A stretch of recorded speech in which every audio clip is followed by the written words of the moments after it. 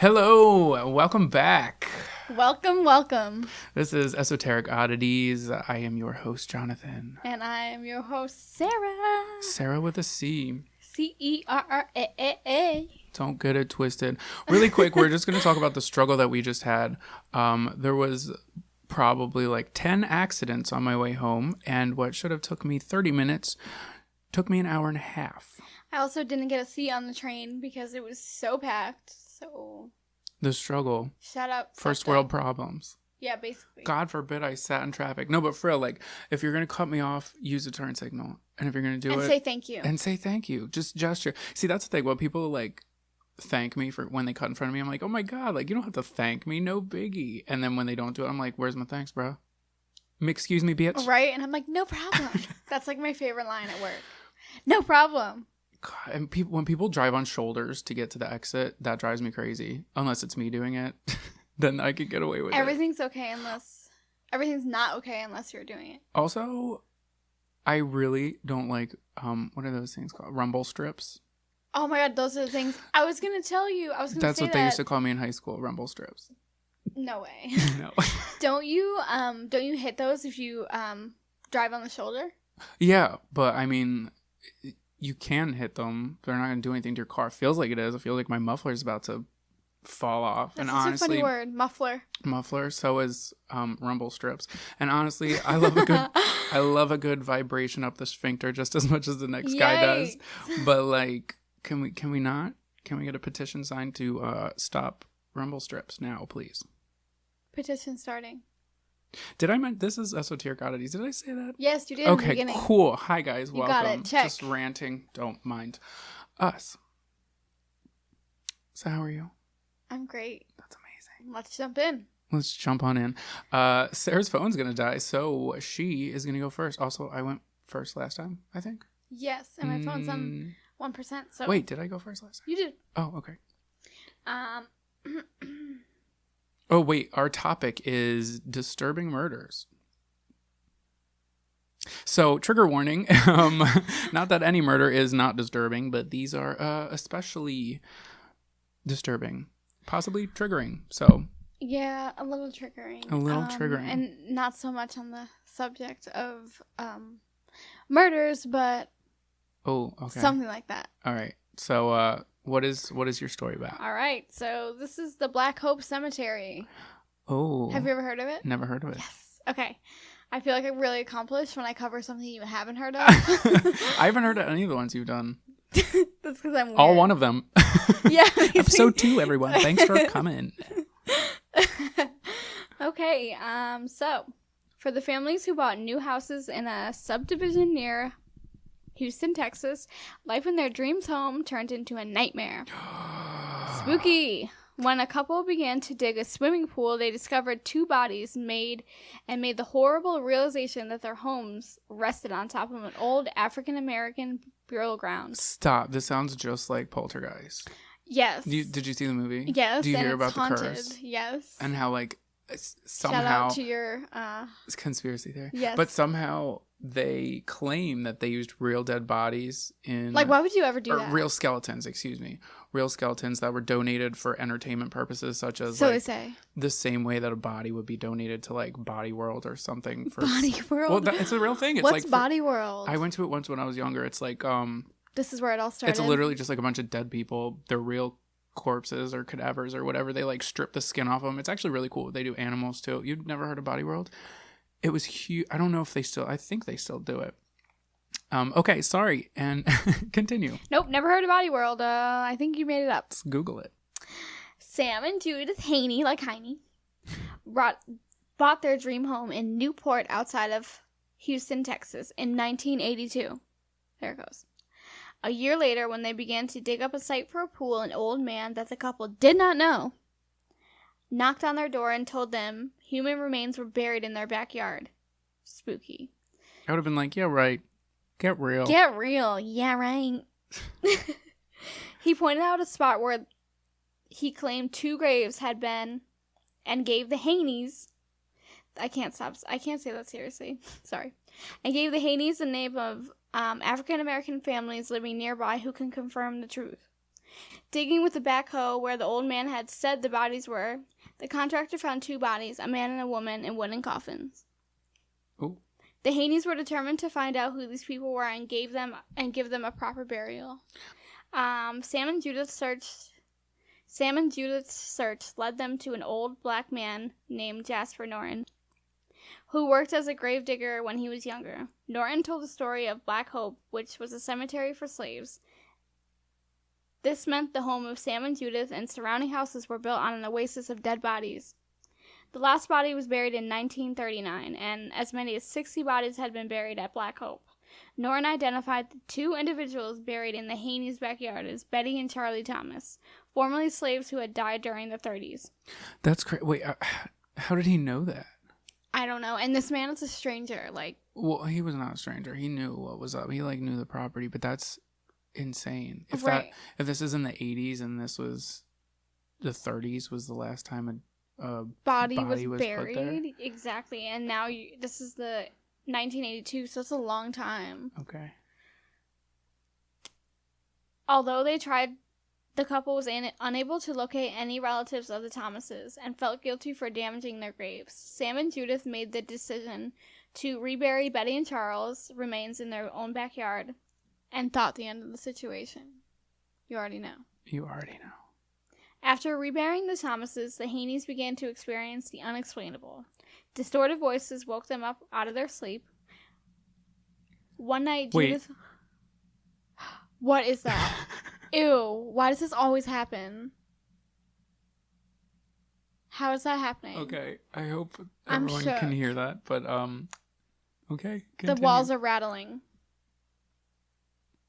One night, Judith was woken up by an unplugged clock in the bedroom, shooting sparks and giving off a weird glow.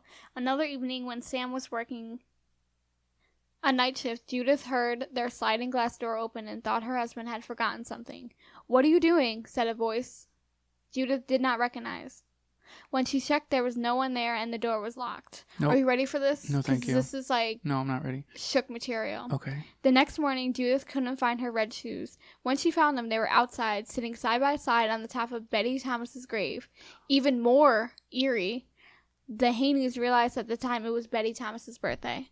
Yikes. Mm-hmm. As the odd events continued, the Haneys came to the thought that someone was trying to drive them out of their house. Or something. The Haneys were not the only family to experience these odd happenings. A bunch of neighbors whose houses were built on top of the abandoned cemetery said they experienced lights, televisions, and water faucets turning on and off on their own.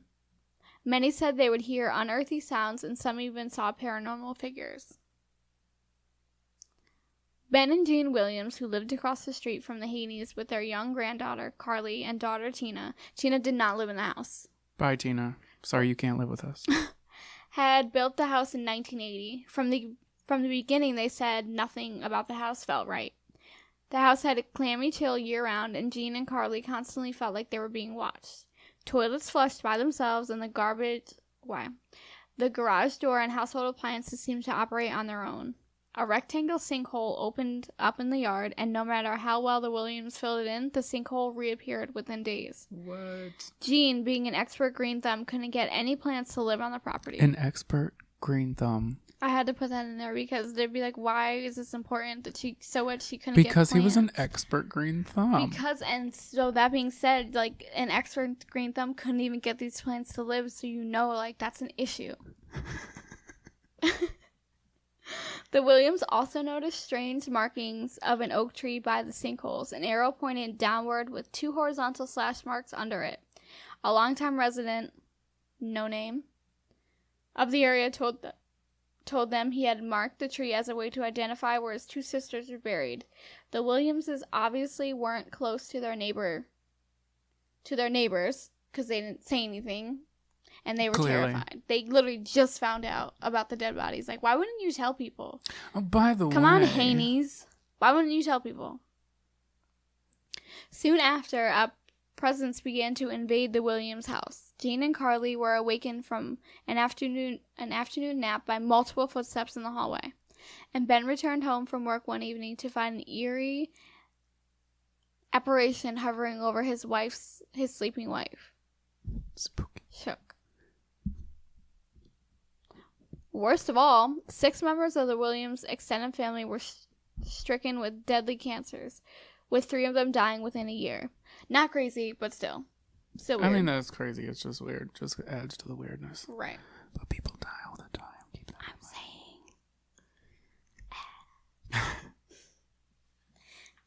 The Haney's lives were also unraveling. Struck with health problems and terrified of remaining in their house, Sam and Judith decided to fight back. They sued the developer for not disclosing that their home was built over a cemetery and were awarded $1,472,000. $142,000. Wait, say that again? $142,000. Okay. By a jury. The judge ruled on legal grounds that the developers were not liable and reversed the decision. What? How are they not reliable? Wait, no. This is the Get kicker. real. This is the kicker. They then had to pay $50,000 in court costs. Mm-hmm. Right. So they filed for bankruptcy and abandoned the home. I would have been abandoned the home. Same. The second we dug up those bodies. No, because when you buy a house, like, it's impossible to get out of it. I know. Like, that's just crazy. That's how they get you. That's how they get you. That's how the ghostesses get you. That's how they get you. The Williamses also explored legal recourse, but they were told that without definitive proof of a cemetery on their property, nothing could be done. It was then that Jean made a regretful decision. Desperate to prove their home was built on a cemetery, she began digging in one of the sinkholes beneath the oak. Sure she would find a body to prove their case. When she became too exhausted to dig any longer, her daughter, Tina, took over. After digging for about a half an hour, Tina collapsed. 2 days later, she died at 30. No, girl, you come back. You can live with us. Of a massive heart attack. A massive heart attack. That's insane. Convinced the digging of the grave caused their daughter's death, Ben and Jean Williams decided to leave no matter what the cost. They escaped to Montana and later moved back to Texas. And that is the case of Black Hope Cemetery. That is insane. Like, that's really crazy. Like, do you think these people were just, like, crazy? Or do you think they actually saw this? Oh, no. I'm a firm believer in, like, crazy stuff like that, honestly. Or it's always on, like, ancient burial grounds of some sort. The popular ones are, like, the ancient Indian burial grounds. Because, you know, that stuff's sacred. And they were into voodoo and witchcraft. And, like, which rituals. I'm an advocate for. But, you know, Don't bring that around here. We've already done enough. I'm on, saying, y'all. Like... I think that's what Poltergeist was. I mean, you don't know where they got those bodies either. Yeah. Native Americans, not Indians. Did I say Indians? Because that's incorrect. And I know somebody's going to come for me. Come for him. Don't. I thought you were about to burp. I was. I've been burping a lot. I think I burped into the microphone at one point. So sorry, guys. Who am I? Who are you? But yeah, that was what happened with Poltergeist. For people who don't know, I'll just briefly go over the crazy stuff that happened on Poltergeist. So the girl who played the daughter, the oldest daughter in the first movie, ended up getting murdered by her older boyfriend right after the first movie, I believe. And the youngest girl, Carol Ann, I think her name was, she ended up... Carol Ann. They put her on medication they thought she had Crohn's disease. It turned out she did not have Crohn's disease. They put her on this medication for it, and she ended up dying. I think she was like 9, maybe 10. Like, who has Crohn's disease at 9? People do. But how do you, misdiagnosed? I'm not going to get into that, but that's just something else crazy that happened. I know in the second movie, it's unfortunate. I know in the second movie there was 2 people. The Native American guy passed away of something crazy, or no, it was right after he had surgery and something in the healing process wasn't going right and he got infected. I think it was kidney, something like that. And then the tall, creepy dude in the second one died from something. I don't know. He looked sick to begin with, but that's besides the point.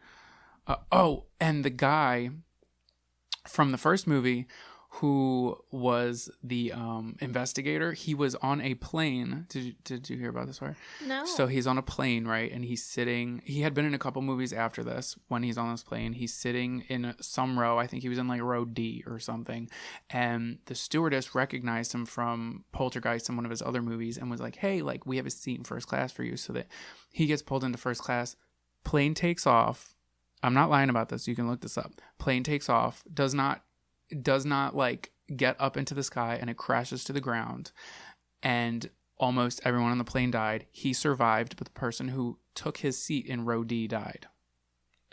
Yikes, he was not meant to die. But didn't he die like later on? No, he's still alive as of July 2017, I believe. Wow, lucky man. Shout out to you. That's insane. I forget what his name was, but yeah, that's pretty crazy. But if you want to look into that, it's definitely interesting. So I didn't get the memo, and I thought we were doing disturbing murders. We were supposed to. I didn't get the memo because I'm literally like 2 bricks short of a house sometimes. 2 fries short of a Happy Meal, I would say. Exactly, But that's all right. So mine is a disturbing murder. Are you sitting down? I mean, it fits you, so it's fine. I'm going to take that as a compliment. So I got a lot of my information from this guy named Mark Gado, Gado. He did a lot of research. I found my stuff other places as well, but he definitely helped me out. So shout out. I know you're an avid listener. I don't even know if he's still alive, honestly, but okay. So this is the gruesome end of Helle Crafts. Okay. Ooh, speaking of planes, in the mid-1970s, Danish Pan Am flight attendant Helle Nielsen met Eastern airline pilot Richard Crafts. In 1979, she became Helle Crafts when the couple married in New Hampshire. Wait, her name is Helle Crafts? Helle, like it's spelled Helle, but she's Danish. It's Helle. I love that. Helle Crafts. Helle Crafts. Crafts with an S at the end. Helle Crafts. Helle Crafts. We got Helle Crafts. Come over to the craft barnyard, right, y'all. I'm saying. We got Helle Crafts. All right. Stop. She's dead. We need to respect her. Respects. So they bought a 1-level ranch house in Newton, Connecticut, and they had 3 children. Together, their income exceeded $125,000 a year. And this was in the early 80s, and that was an amount. Wow, that's a lot of money then. Yeah, and it put them in the top 5% of wage earners in America in the early 1980s. So Richard managed all the finances in the family, which enabled him to spend a great deal of money on his favorite passion, collecting guns. Okay, so he owned several shotguns, dozens of handguns, high-powered rifles, semi-automatic weapons, crossbows, hand grenades, and thousands of rounds of ammunition. Okay, you got 3 kids. You don't need all them guns. You don't need all them guns. And I'm sure he didn't have a case because that was like not a thing then. I think it was to keep them locked up. I mean, I don't know the details of where he kept them. I'm hoping he kept them locked up, but there's a twist. So in the early 1980s, Helle began showing up to work with loads of makeup covering bruises on her face. She confided in fellow stewardesses and told them that once her children were born, Richard began getting violent with her and would often disappear for days at a time without explanation. In 1982, Richard became a volunteer auxiliary police officer in Newtown. Okay, so he was not paid for this job with the police department, but he took his job very seriously. So he would frequently hang around the police station even when he was off duty. Weirdo. Right. And sometimes he would respond to police calls without authorization. Oh my god. This man just wants to be in charge. Okay. So he left his pilot gig to work for free, to work when he was off duty, even when he was on duty, he wasn't making money. But I digress. Where's the kicker? What's the twist? It's coming, don't you worry. So in 1986, he was hired as a police officer. Finally, he started in 1982 and he got hired in 1986. So he was hired as a police officer in a nearby town of Southbury. His salary was $7 an hour, far beneath his pay as an airline pilot. He paid his own way for expensive training seminars that gave instructions on police procedures. He even spent his own money to purchase the exact same model car that the Southbury police drove. Richard customized the car at his own cost with multiple radios, antennas, police lights, and a siren. Richard, get it together. Come on, Richie. Come on, Dick. So with their busy schedules, the Crafts hired a live-in nanny, 19-year-old Dawn Thomas. Oh, God. So this was around the time that Richard began seeing other women. Feeling trapped inside an abusive and failing marriage, Helle went to a divorce attorney in the fall of 1986 and expressed her concerns of her husband cheating on her with another individual. So the attorney hired private investigator Keith Mayo of the Mayo Detective Agency. No sandwiches getting away on our watch. Sorry. Don't forget the mayo. Fern Mayo. From Jawbreaker, for anybody who doesn't know that. Okay, so the day they met, Helle gave the detective stacks of receipts and bills from their home. Remember I said that. So they sifted through paperwork and they found a phone bill. Detective Mayo traced the phone records and found that long-distance calls were being made to the same number, and it was one that Helle did not recognize. My house is making noises again. They don't want us to know. They don't want us to know. So the private investigator followed Richard closely for the next few days and eventually took photographs of Richard with another woman. They were hugging, holding hands, and kissing. He showed the photos to Helle, and she broke down, as would I.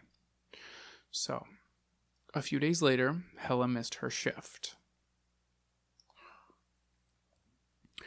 Oh my God. I'm ready. When concerned coworkers called her, Richard picked up the phone. He informed them that Helle had flown to Denmark to be with her sick mother. Okay.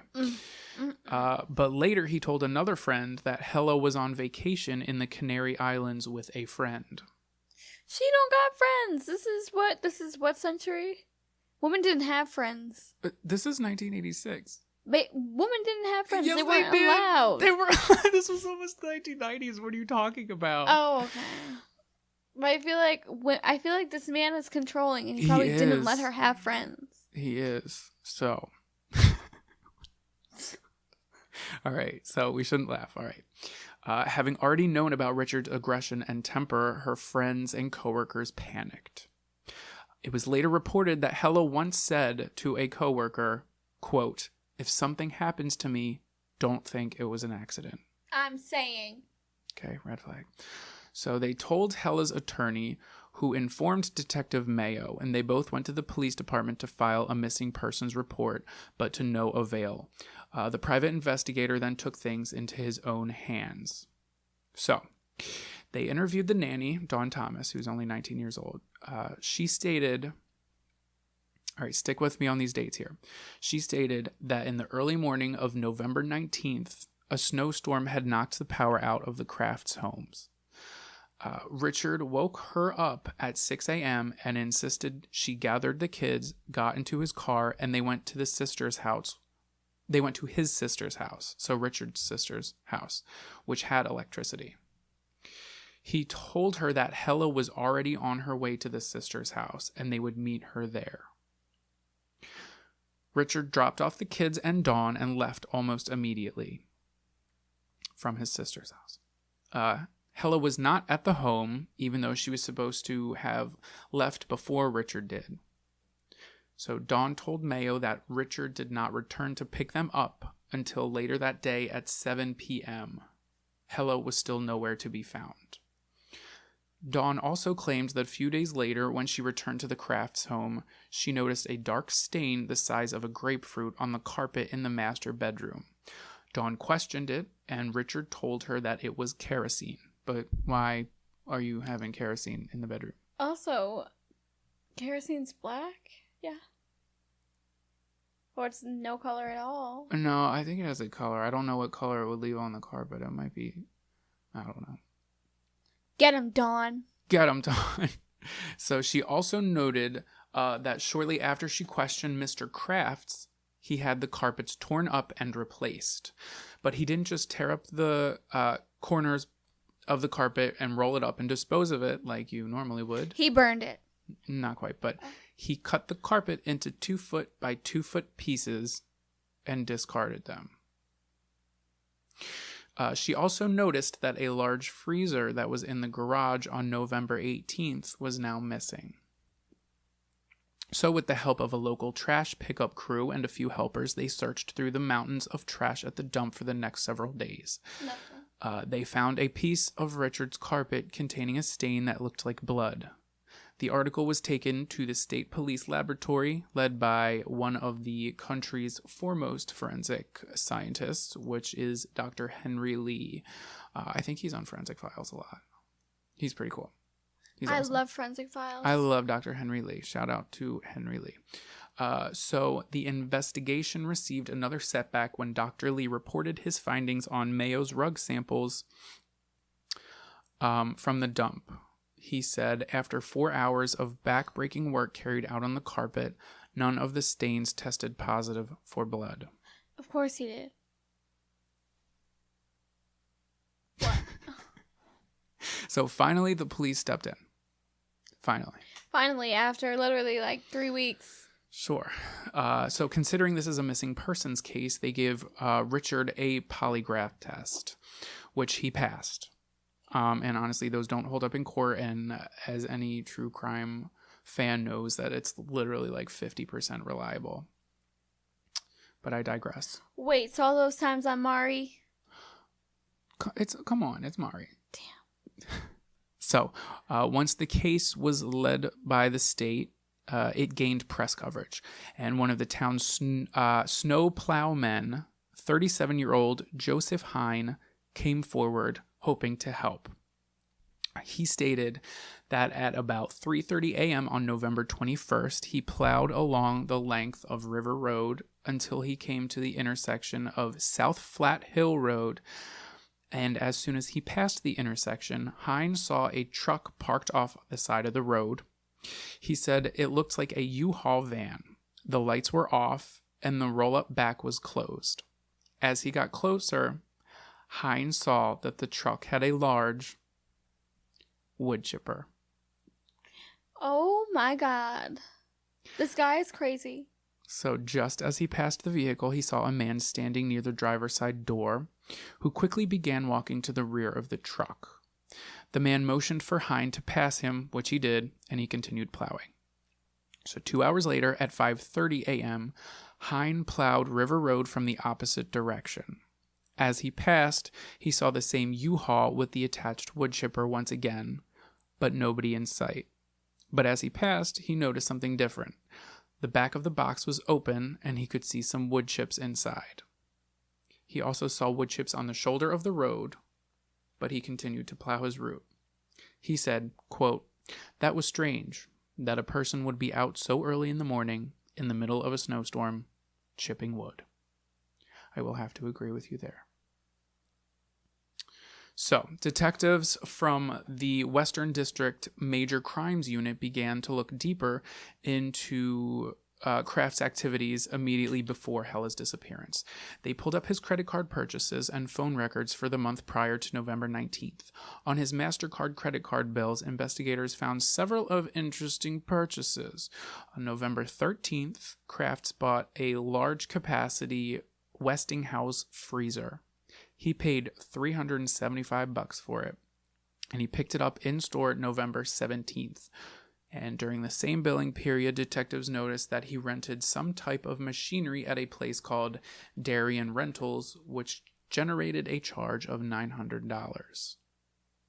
So, around Christmas, Richard took his 3 kids to Florida, instead of looking for his quote-unquote missing wife. Quote-unquote. Quote-unquote. So, police got so since the timing was perfect, police got a search warrant, and along with Dr. Lee, they inspected the house while Richard was away. They found small blood stains on the mattress, and after running tests, they found the stains were human blood, type O positive. Oh, this time. Yes, this time.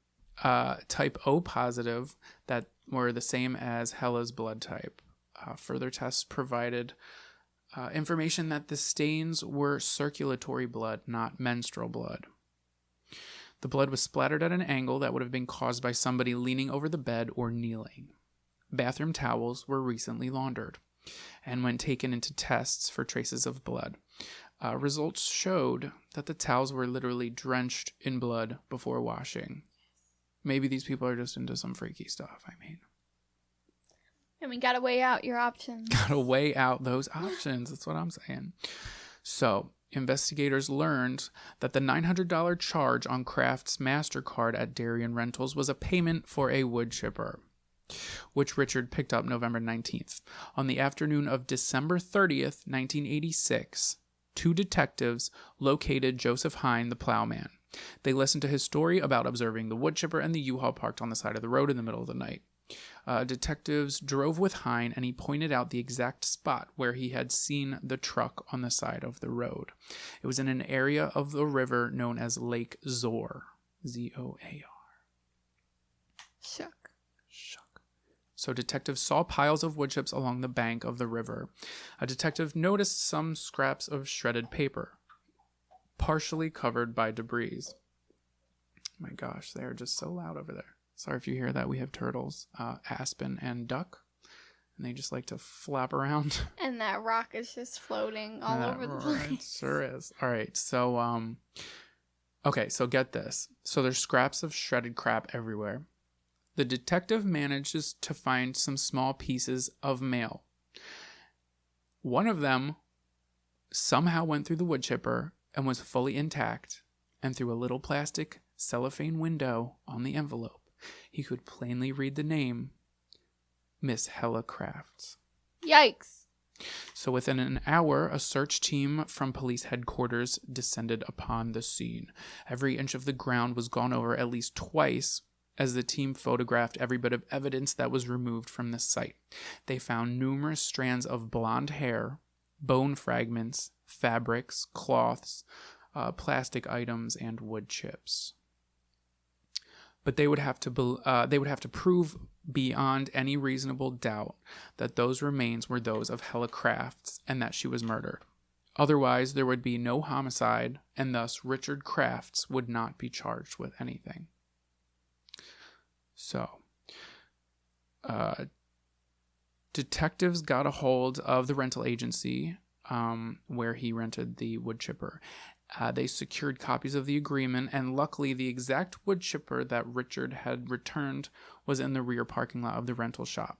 It was towed over to the state police forensics lab, where it was examined for additional evidence. They also used it to run tests on a dead pig, because why not? It's the easiest way to shred up some bacon. It's a Sunday morning. Sunday fun day. Sunday morning.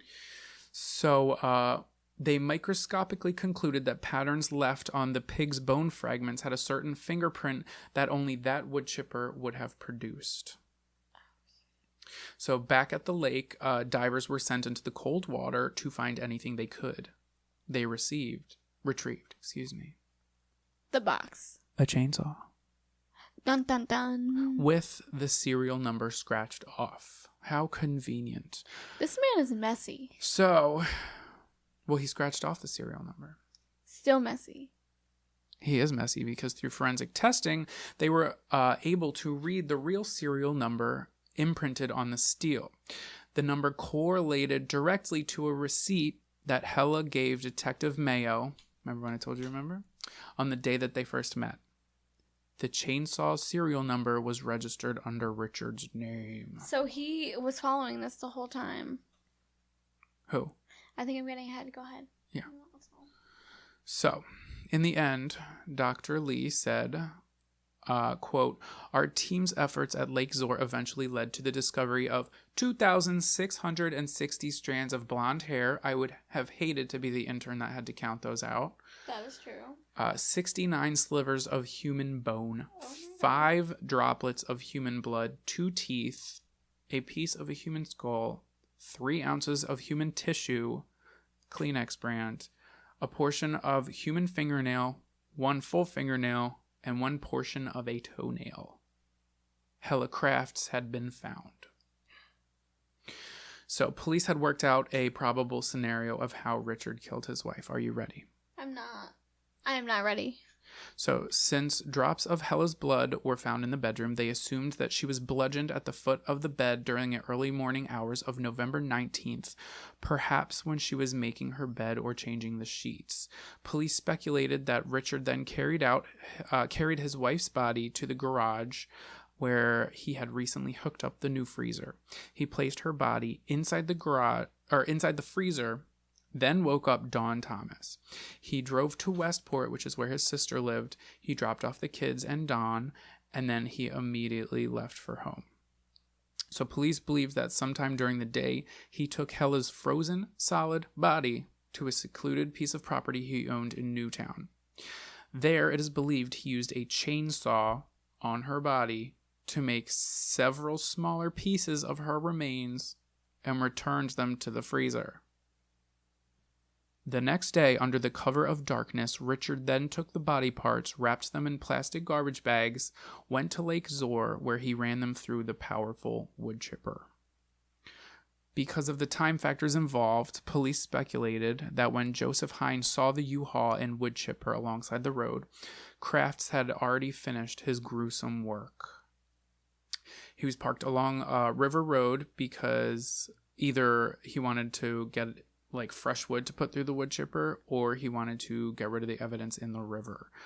But what Richard did not know was that the machine had cast pieces off to the side of the road, and some parts did not quite make it to the water. The male that somehow survived the wood chipper, they assume was tucked in Helle's nightshirt when she was murdered.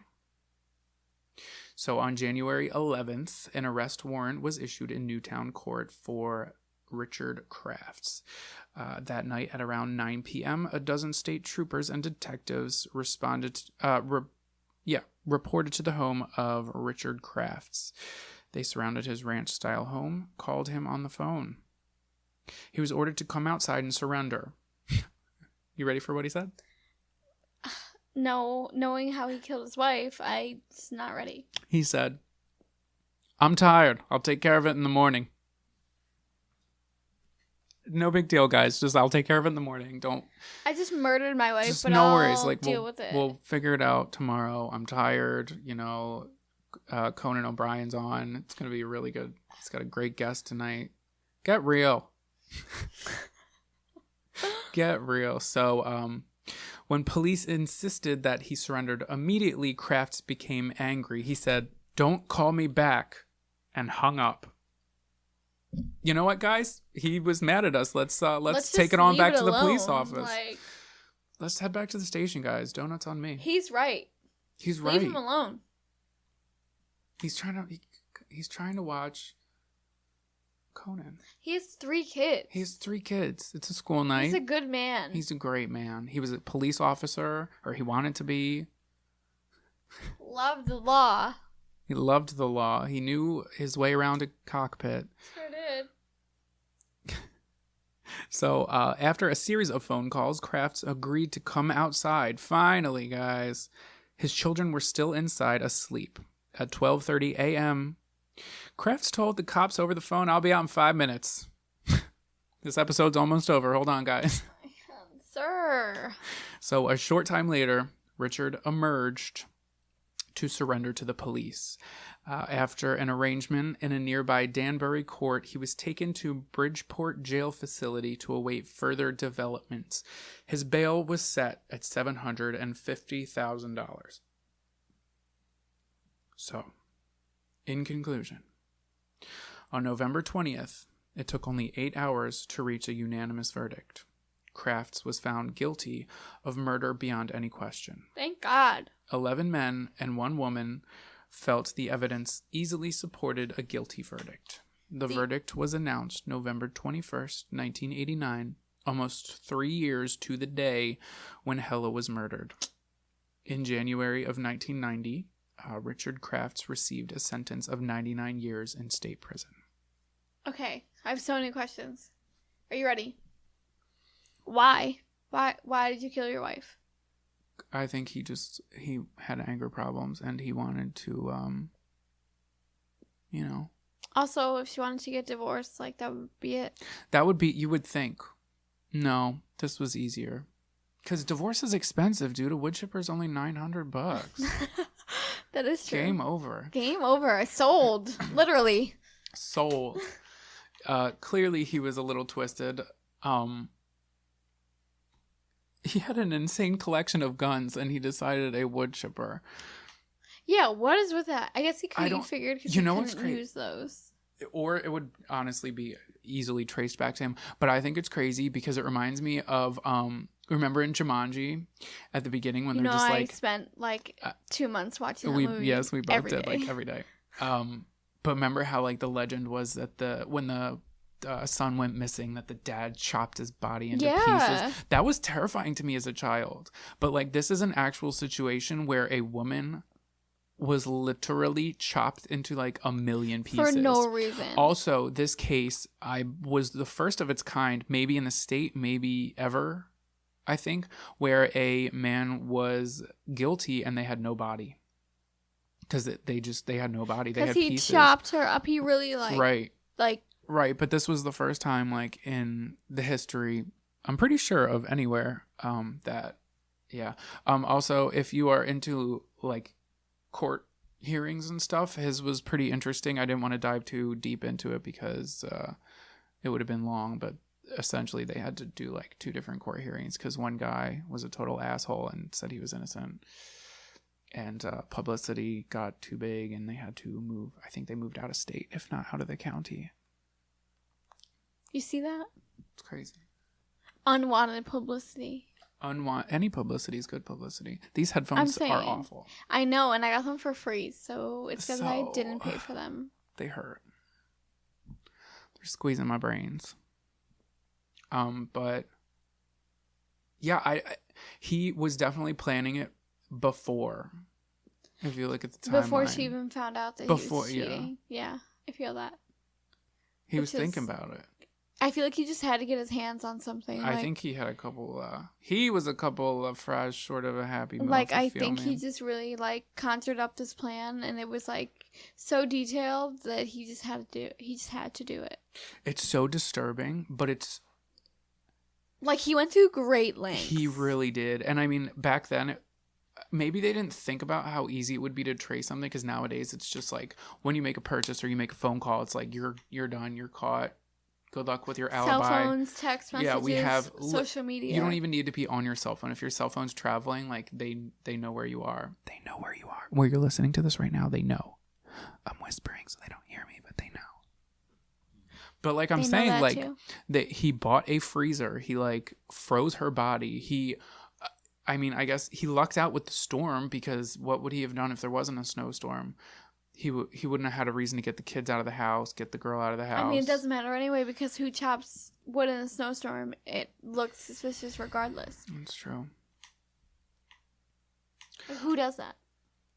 Yeah, I don't know. Also, the timeline for that was like a little confusing. It had me a little all over the place because he killed her.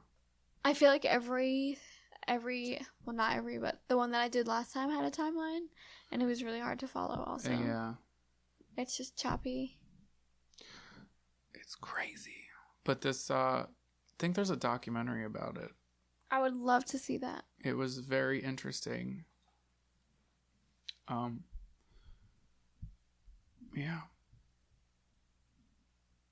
Shooketh. So, on a lighter note, at least for mine, I think... at the end of these episodes, it will be fun to bring a cool fact, you know? So if you didn't learn anything or be entertained by the murder at the mercy of another person or weird facts that we bring to the table, at least you have this fun fact you can tell your coworkers when you're standing around the water fountain. Or the coffee station. Or the coffee station. Here, do you want to... I've been talking for like hours. Do you want to tell yours? So, my little fun fact is really little. It takes 5 seconds. Did you guys know that there was 90% of orange male cats in the world? So, all orange cats in the world, 99% of them are orange. I love how you just said all cats. 99% of them are orange. But yeah, wait, What you just said made no sense. Yes, why not? Because you just said 99%. 99% of orange cats are male. How? I don't know. That's just how it works. Just like female cats are calico. There's no male calico cats. I love Calico Jack. Same. Love that. It gets me really muffed up.